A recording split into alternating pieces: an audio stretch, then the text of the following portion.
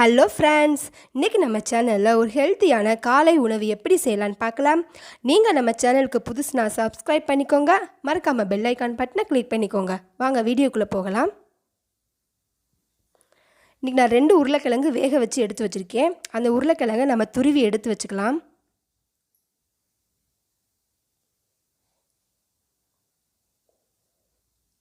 நல்லா கெட்டி இல்லாமல் துருவிக்கோங்க.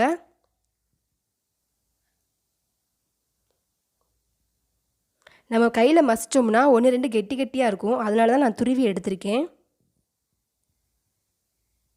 இப்போ நான் துருவி எடுத்திருக்கேன் பாருங்கள். இப்போ இந்த முட்டைக்கோஸ் நான் பொடி பொடியாக கட் பண்ணி எடுத்து வச்சுருக்கேன். நீங்கள் வேறு வெஜிடபிள்ஸ் இருந்தாலும் போட்டுக்கலாம். பெரிய வெங்காயம் 2 வெங்காயம் அளவு எடுத்து பொடி பொடியாக கட் பண்ணியிருக்கேன், அதையும் போட்டுக்கலாம். இப்போ கரம் மசால் தூள், மஞ்சள் தூள், மிளகாய் தூள், இப்போ அதையும் இதில் சேர்த்துக்கலாம். 1 கப் அளவு கோதுமை மாவு எடுத்து வச்சுருக்கேன், இப்போ அதையும் போட்டுக்கலாம். இப்போ இதுக்கு தேவையான உப்பு போட்டு நம்ம சப்பாத்தி மாவு பிசைகிற மாதிரி தண்ணி ஊற்றி நல்லா பிசைஞ்சுக்கோங்க.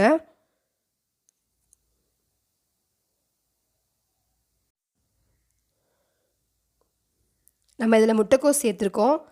நல்ல உடம்புக்கு ரொம்ப ஹெல்த்தியானது. கோதுமை மாவு உடம்புக்கு ரொம்ப நல்லது. எல்லா மசாலாவும் கலந்தது, ரொம்ப சூப்பராக இருக்கும். பாருங்கள், நல்லா பிசைஞ்சு எடுத்துக்கிட்டேன் நான்.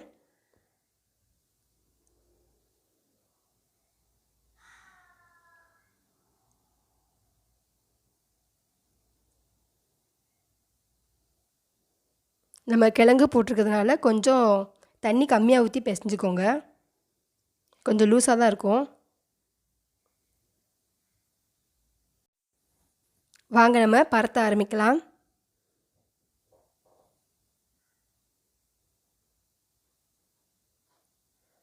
இப்போ நம்ம லேசாக மாவு தூவிக்கலாம். நம்ம பிசைஞ்சு வச்சுருக்கிற உருண்டையில் ஒரு உருண்டை எடுத்துக்கலாம்.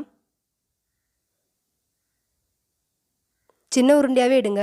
இது ரொம்ப லேசாக தேய்க்க முடியாது. நம்ம வெஜிடபிள்ஸ்லாம் போட்டிருக்கிறதுனால கொஞ்சம் கனமாக தான் தேய்க்கணும். ரொம்ப அழுத்தம் கொடுக்காதீங்க, லேசாக தேய்ங்க. போதுங்க, இந்த அளவு தேய்ச்சா. இல்லை உங்களுக்கு ரவுண்ட் ஷேப்பில் வேணும்னா இந்த மாதிரி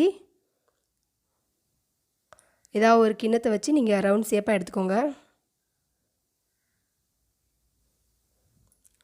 நான் ஏற்கனவே தோசை சட்டி அடுப்பில் வச்சு சூடேற்றி வச்சுருக்கேன். இப்போ நம்ம எண்ணெய் ஊற்றிக்கலாம்.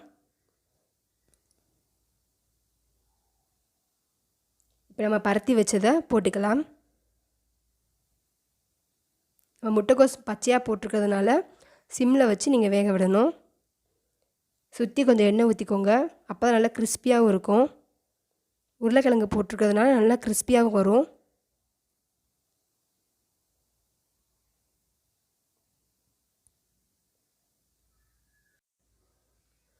பாருங்கள், நல்லா வெந்துடுச்சு. இப்போ நான் பரட்டி போட்டுருவேன். இதுக்கு நம்ம தேங்காய் சட்னி, தக்காளி சட்னி வச்சு சாப்பிட்லாம். ரொம்ப டேஸ்டியாக இருக்கும். இதை நீங்கள் வீட்டில் ட்ரை பண்ணி பாருங்கள். ஹெல்த்தியான பிரேக்ஃபாஸ்ட் ரெடி ஆயிடுச்சு. பிடிச்சிருந்தால் லைக் பண்ணுங்கள், கமெண்ட் சொல்லுங்கள், மறக்காமல் சப்ஸ்கிரைப் பண்ணுங்கள், பக்கத்தில் இருக்க பெல் ஐக்கான் பட்டனை கிளிக் பண்ணிக்கோங்க. தேங்க்யூ.